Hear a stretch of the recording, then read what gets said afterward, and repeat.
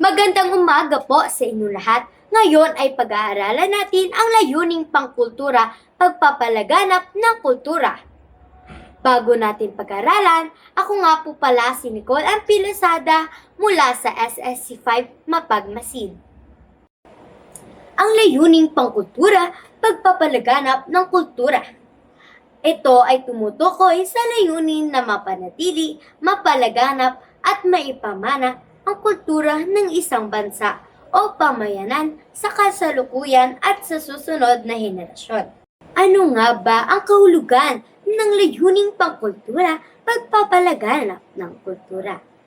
Ang pagpapalaganap ng kultura ay ang pagsisikap na ipakilala at palaganapin ang mga tradisyon, paniniwala, wika, sining at kaugalian ng isang lipunan upang manatili itong buhay at makilala ng mas marami.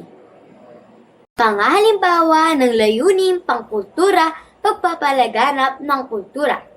Una, pagtuturo at paggamit ng wikang Filipino at mga katutubong wika. Pangalawa, pagdiriwang ng mga piyesta at tradisyon. Pangatlo, pagsusulat at pagbasa ng panitikang Pilipino.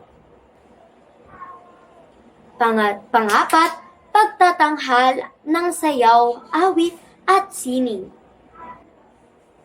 At panglima, pagbabahagi ng alamat, epiko at kwentong bayan. At ang panghuli ay ang layunin. Una, mapalakas ang pagkakakilanlang pambansa. At ang pangalawa ay ang mapahalagahan ang sariling kultura.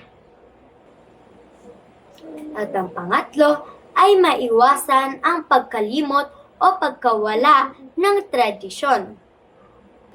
At ang pang-apat ay mapag-isa ang mamamayan sa pamamagitan ng pagkakatulad na pinagmulan. Maraming salamat sa inyong pakikinig. Muli, ako si Nicole ang Pilasada mula sa SSC5 Mapagmasid.